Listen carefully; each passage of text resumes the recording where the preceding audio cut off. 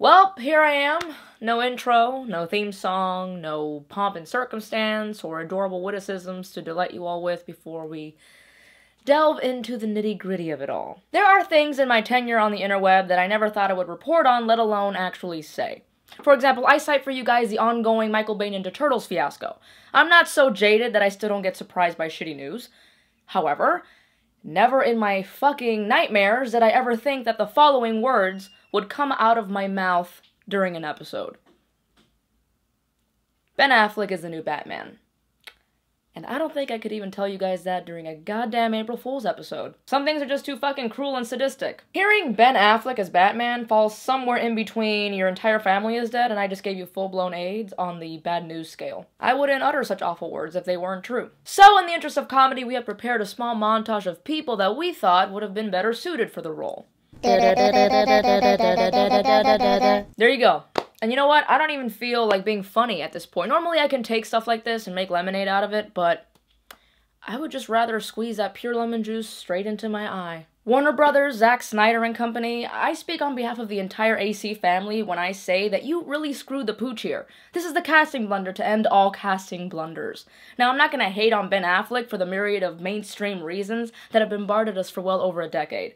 You know, we all remember the Bennifer jokes and the box office bombs like Geely and Jersey Girl. And, you know, Pearl Harbor was pretty laughable, and how could we not forget his embarrassing turn as Daredevil? Those facts notwithstanding, he is a perfectly serviceable actor who, on occasion, has done some really great work. His portrayal as Superman actor George Reeves was pretty damn spot on, surprisingly, and his recent directorial outings have been great successes. However, this does not a Dark Knight make. But Jenny, didn't you say the same thing when Heath Ledger was cast as the Joker?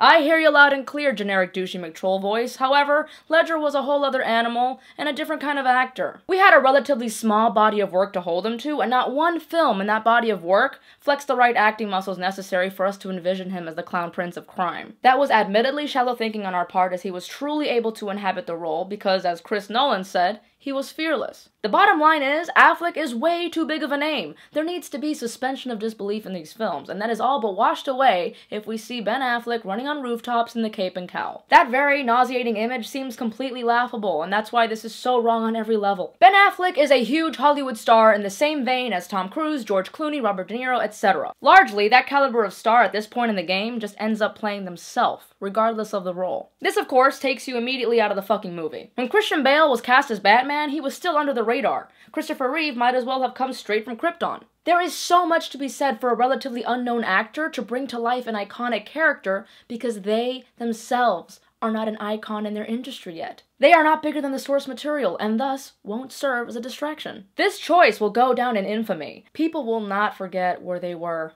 on August 22nd, 2013. Now, Batman is the co-founder of Aggressive Comics' favorite character of all time, and as a result of the latest news, he felt compelled to write a direct statement that I shall read to you guys right now.